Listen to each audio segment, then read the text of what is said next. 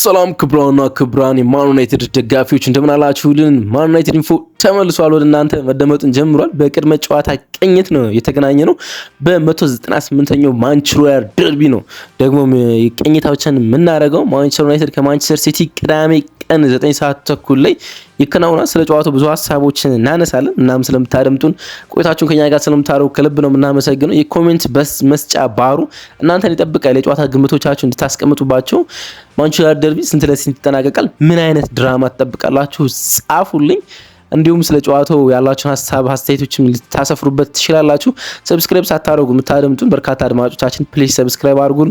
እንዲሁም የዘውትር አድማጮቻችንና የኛ ተወዳጆች ቪዲዮውን ገና ስትጀምሩ ላይክ አድርጉት፣ ሞቅ አድርጉት። የማይክል ካሪክ የመጀመሪያ ይፋዊ መርሃ ግብር ነው። ሞቅ አድርጉት። ስለ ጨዋታው ብዙ ሀሳቦችን እናነሳለን። በዚህ ጨዋታ ውስጥ ተጽዕኖ ሊፈጥሩ የሚችሉ ተጫዋቾች እነማን ናቸው? በሁለቱም ሳይድ ውስጥ በሲቲም በዩናይትድ በኩልም እናነሳለን። እንዲሁም ደግሞ ማይክል ካሪክ እና ፔፕ ጋርዲዮላ ምን አይነት ላይን አፖች ሊጠቀሙ ይችላሉ እሱንም እንዳስሳለን። ይሄ ጨዋታ 1891 ለመጀመሪያ ጊዜ ተከናውኗል። ከዛ በኋላ ስላሉ ታሪካዊ ጉዳዮችን በጥቂቱ ለማንሳት እንሞክራለን። አብራችሁ ስላላችሁ ስለምታደምጡን ቆይታችሁን ከኛ ጋር ስለምታደርጉ ከልብ ነው የምናመሰግነው። ከመሸጋገሪያ በኋላ ስንመለስ ማንቸስተር ደርቢን በፕሪማች ሪቪው እንቃኛለን።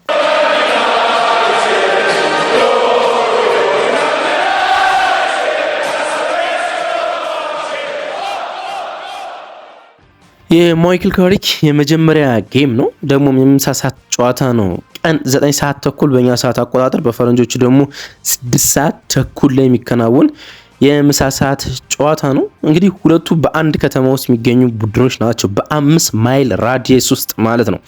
1891 ነበር ለመጀመሪያ ጊዜ ሁለቱ ቡድኖች እርስ በርስ የተጫወቱት በኤፍኤ ካፕ የመጀመሪያ ዙር ጨዋታ ማለት ነው። ያኔ ማንቸስተር ዩናይትድ ኒውተን ሄዝ የሚባል መጠሪያ ነበረው። ማንቸስተር ሲቲ ደግሞ አሮዲክ ኤፍሲ የሚባል መጠሪያ ነበራቸው እና ጨዋታው በኖርዝ ሮድ ግራውንድ ነበር የሚከናወነው። በሰሜኖች መንገድ ስታዲየም ልትሉ ትችሉ ይሆናል፣ አላውቅም።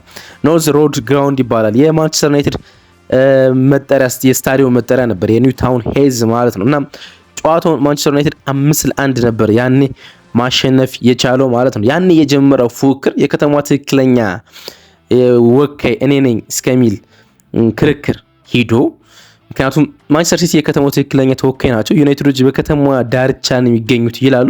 ማንቸስተር ዩናይትድ ደግሞ በዓለማችን ካለ ግዙፍ ቡድኖች እንዳንዱ ነው። እናም የከተማዋ ዋና ሰዎች የከተማዋ ትክክለኛ ወካይ ክለብ ማን ዩናይትድ እንዲሆን ይፈልጋሉ። ምክንያቱም ከግዝፈቱና ከዓለማችን ቁጥር 1 ከሚባሉ ክለቦችና በታሪክ ከተሸበረቀረቁ ቡድኖች ውስጥ እንዳንዱ ስለሆነ ማለት ነው።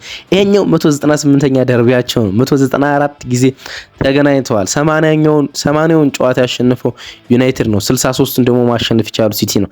ለ54 ጊዜ ሁለቱ ቡድኖች ሳይሸናነፉ በአቻ ውጤት አጠናቀዋል። እንግዲህ ዲቴልሶችን ስንመለከት ሩበን አሞሪም የመጀመሪያ ደርቢውን ሲያከናውን ዲሴምበር 2024 ማንቸስተር ሲቲን 2-1 አሸንፎ ነበር። በነዛ የአማድ ዲያሎ ጎሎች በኢታድ ማለት ነው። አሁን የለም እሱ ሩበን አሞሪም የለም። እሱን ዳረን ፍሬቸር ተክቶት 2 ያህል ጨዋታዎችን መራ። አንድ የፕሪሚየር ሊግ ጨዋታ ከበርንሌ ጋር በአቻ ውጤት አጠናቀቀ። አንድ የኤፍኤ ካፕ ጨዋታ ከብራይተን ጋር በሽንፈት አጠናቀቀ። ማንቸስተር ዩናይትድ በታሪኩ ከብዙ አመታት በኋላ ከ100 ምናምን አመት በኋላ ዶሜስቲክ ካፖችን በአንዴ ሲሰናበት ተመለከት ነው ማለት ነው። እናም ከ100 ምናምን አመት በኋላ ዝቅተኛውን የጨዋታ ካላንደር አድርጎ አመቱን ያጠናቃል ማለት ነው። አሁን የ2021 ኬርቴከር የነበረው ማይክል ካሪክ ወደ ኃላፊነት መጥቷል።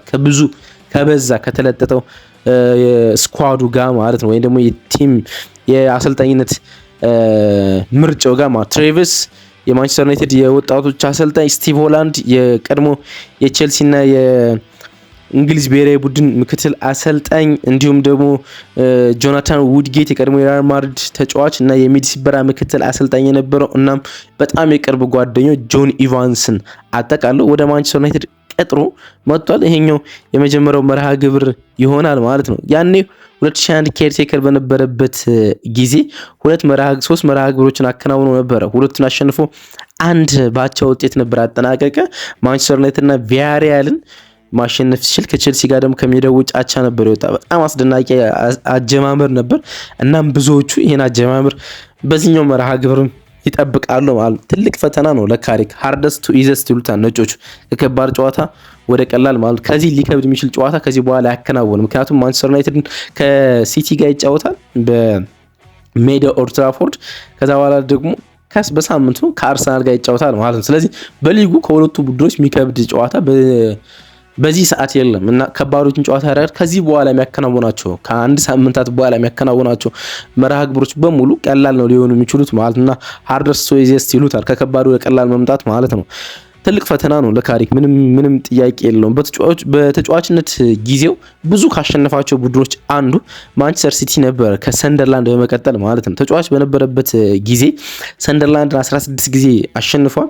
ሲቲን ደግሞ 13 ጊዜ አሸንፏል። ከሲቲ ጋር 24 ያህል ግንኙነቶች ነበሩት በነበረባቸው ጊዜያቶች ማለት ነው። ጉዳት ከነበረበት ውጭ 15 ያህል ዓመታትን በማንቸስተር ዩናይትድ ሲቆይ እና በካረንጌተን ሲጫወት 24 ያህል ጊዜዎችን ተገናኝቷል ከሲቲ ጋር 13ን ሲያሸንፍ በሶስታቸው ወጥቶ በስምንቱ ደግሞ በሽንፈት አጠናቋል ካሪክ ማለት ነው። ስለ ሲቲ ጥቂት ነገሮችን ማለት የሚያስፈልግ ይመስለኛል። ምክንያቱም ጨዋታው ማንቸስተር ደርቢ ነው፣ ደግሞ 198ኛ ግንኙነታቸው ማለት ነው። ሲቲ ከሁለት የካፕ ጨዋታዎች በኋላ ነው ወደዚህኛው መርሃ ግብር የሚመጣ። በሊግ ካፕ በሰሚ ፋይናል ኒውካስልን 2-0 አሸነፈ በመጀመሪያ ዙር። ከዛ ጨዋታ በፊት ደግሞ በኤፍኤ ካፕ ኤክስተር ሲቲ የሚባልን ቡድን 10-1 እንዳሸነፈ የምናስታውሰው ነው። ግን በፕሪሚየር ሊጉ ከ3 ተከታታይ አቻ በኋላ ነው ወደዚህኛው መርሃ ግብር የሚመጣ ከብራይተን፣ ከቼልሲ፣ ከሰንደርላንድ ጋር በአቻ ውጤት ካጠናቀቀ በኋላ ማለት ነው። ሲቲ በጣም ብዙ ተከታታይ ጨዋታዎችን አቻ የወጣው ከዚህ ቀደም 2009 ነው። በተከታታይ 7 ጨዋታዎችን በአቻ አጠናቆ ነበር። የሚገርም ይመስለኛል ተከታታይ 7 መርሃ ግብር በአቻ ማጠናቀቅ ማለት ነው። ከነዛ 7 መርሃ ግብሮች በኋላ አሁን ተከታታይ 3 አቻ የወጣበት ነው። ግን ደግሞ ዩናይትድን በተመሳሳይ ነው 3 ተመሳሳይ አቻዎችን ወጥቷል። ከበርንሌ፣ ከሊድስ እና ከወልቭስ ጋር በፕሪሚየር ሊግ ጨዋታዎች ማለት በተመሳሳይ አቻ ወጥቷል። ማንቸስተር ዩናይትድ ከፍተኛ ወይም ተከታታይ አቻዎችን እንዲህ ሲወጣ ከ1992 በኋላ ነው። በ1992 5 ተከታታይ ጨዋታዎችን በአቻ ውጤት አጠናቆ ነበር። ከዛ በኋላ የኛው ከፍተኛ ይሆናል ማለት ነው። ሁለቱም ቡድኖች በከፍተኛ ያቻ ውጤት በኋላ ነው የሚገናኙት ማለት ነው። በፕሪሚየር ሊጉ ሲቲ ከመመራት በኋላ 2 ተከታታይ ጨዋታዎችን በአቻ ነው ያጠናቀቀ። በብራይተን እየመራ ነው አቻ ወጣ። በቼልሲ በመጨረሻ ደቂቃዎች ተቆጥሮበት ነው አቻ ይወጣ ማለት እና 2 ጨዋታዎችን ከዊኒንግ ፖዚሽን ነው አቻ ወጣ። ግን ዩናይትድን በጣም በተመሳሳይ ሰዓት በተመሳሳይ ነገር ውስጥ ነው የሚገኘው። ከቦርንሞዝ 16 ከዌስትሃም 15 በመቀጠል እና ከቼልሲ በተመሳሳይ 15 በመቀጠል ከዊኒንግ ፖዚሽን በጣም ብዙ ነጥቦችን ያጣው የፕሪሚየር ሊጉ ቡድን ማንቸስተር ዩናይትድ ነው እየመራ ብዙ ነጥቦችን ያጣ ማለት ነው። እንዳልኳችሁ ቦርንሞዝ 16 ነጥብ፣ ዌስትሃም እና ቼልሲ ደግሞ 15 ነጥቦችን ከዊኒንግ ፖዚሽን ወይም ደግሞ ጨዋታውን እየመሩ አቻ ወይም ተሸንፈው ነጥቦችን አጥተዋል። ማንቸስተር ዩናይትድ 14 ነጥቦችን ከመምራት ማጣት ችሏል ማለት ነው። ጨዋታዎችን እየመራ እነዚህን 14 ነጥቦች ከማንቸስተር ዩናይትድ አሁን ከሚገኝበት ነጥብ ላይ ብትጨምሯቸው ሊገኘው የሚችል ፖዚሽን በጣም የሚደንቅ ይመስለኛል። ከነዚህ 14 10ሩን እንኳን ብትጨምሩለት ከፍ ያለ ደረጃ ሰንጠረዥ እንደሚገኝ በእርግጠኝነት መናገር ይቻላልና እየመራ 14 ነጥቦችን አጥቷል። አርሰናል የሊጉ መሪ ነው ስንል አንዱ ነገር እየመራ በዚህ ውድድር ዓመት ምንም ነጥብ አላጣምና ትልቁ ጉዳይ የራሳችሁን ነጥብ ማስጠበቅ ላይ ይሆናል ማለት ነው። ስለዚህ ይሄ ደግሞ ከዲፌንስ ጋር የሚገናኝ ይሆናል ማለት ነው። እንግዲህ የመጀመሪያ ግንኙነታቸው ይሆናል በታሪክ ውስጥ 3 ተከታታይ ጨዋታዎችን አቻ ወጥተው እርስ በርስ ሲገናኙ ማለት ነው። ከብዙ አቻ ውጤት በኋላ ተገናኝተው ያውቃሉ። ፌብሩዋሪ 2001 በኋላ ለመጀመሪያ ጊዜ ነው። ያኔም 2-1 3 አቻዎችን ወጥተው ተገናኝተዋል። ግን 3 እኩል አቻዎችን ወጥተው ሲገናኙ ይሄኛው በታሪክ ለመጀመሪያ ጊዜ ይሆናል ማለት ነው። ማንቸስተር ዩናይትድ እንግዲህ ዲፌንሱን እያወራን አይደለ? ስለ ዲፌንሱ ደካማነት በዚህ ውድድር እያነሳን አይደለ? ማይክል ካሪክ ደግሞ የመጀመሪያ የቤት ስራው የሚሆነው በዚህ ዲፌንስ ላይ መስራት ይሆናል። ጆን ኢቫንስ፣ ጆናታን ዊድጌት የመሳሰሉ በዲፌንስ ላይ ሊሰሩ የሚገቡ የኮቺንግ ስታፎችን አብሮ አቀላቅሎ ይዟል። ሃሪ ማጊር ከጉዳት ይመለስለታል። ባለፉት ሳምንታት መመለስ ጀምሯል። ይሄ መልካም ዜና ይሆናል። ግን ሊጠነቀቃቸው የሚገቡ ተጫዋቾች አሉ።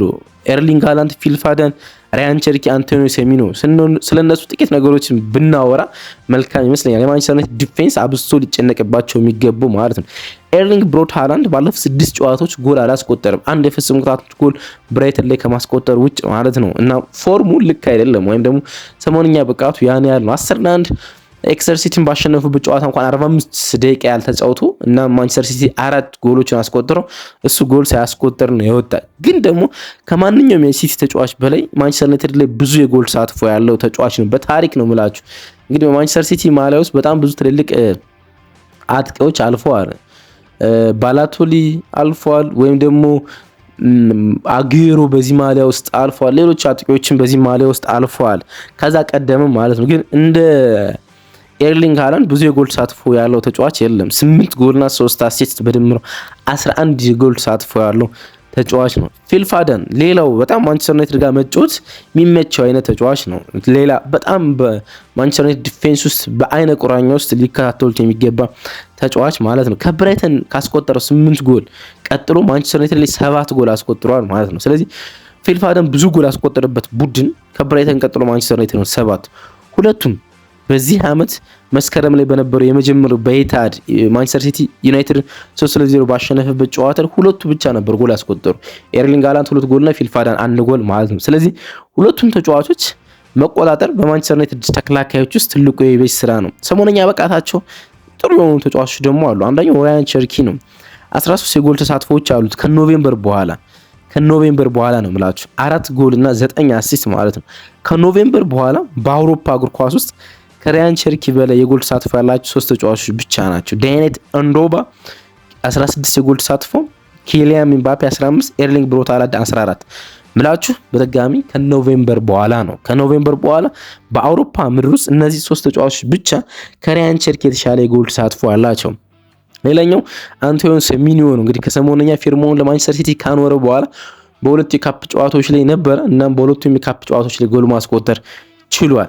እነዚህን ተጫዋቾች ማንቸስተር ዩናይትድ መቆጣጠር ትልቁ የቤት ስራው ይሆናል። ግን የማንቸስተር ዩናይትድ የደረጃ ሰንጠረዥ አሁን 7ኛ ነው የሚሆን። ይሄኛውን ጨዋታ ማሸነፍ የደረጃ ሰንጠረዡን ከፍ ያደርግለታል። ወደ ቶፕ 4 በደንብ ሲያስጠጋው እንመለከታለን። ከሊቨርፑል ጋር ከመጫወቱ በፊት በደረጃ በነጥብ እኩል ያደርገዋል ማለት ነው። ስለዚህ ወሳኝ ጨዋታ ነው ማለት ነው። ማንቸስተር ዩናይትድ በእንደዚህ አይነት ጨዋታዎች በእንደዚህ አይነት መርሃ ግብሮች ሪያክት ማድረግ የሚወድ አይነት ቡድን ነው። ወይም ደግሞ የሆነ ነገር ማድረግ ከጨዋታው የሆነ ነገር ይዞ መውጣት ድራማዎችን መፍጠር የሚችል ቡድን ካለ በዓለም ላይ ማንቸስተር ዩናይትድ ነው። ስለዚህ ሲቲን በእንደዚህ አይነት ሰሞነኛ ብቃት ማሸነፍ የሚችል የአውሮፓ ቡድን ካለ ደክሞ እንኳን ዩናይትድ ብቻ ሊሆን ይችላል ማለት ነው። ካሪክ በዚህኛው ጨዋታ ላይ አንድ በጣም ጥሩ ዜናዎች አሉት። ብራሂም ምቤሞ እና አማድ ዲያሎ ከአፍኮን የአይቬሪ ኮስት እና የካሜሩን ብሔራዊ ቡድን ጥሪ በኋላ ተመልሰው መጥቷል። የሁለቱም ቡድኖች ከሩብ ፍጻሜ በላይ መዝለል ስላልቻሉ ማለት ነው ሀገሮቻቸው።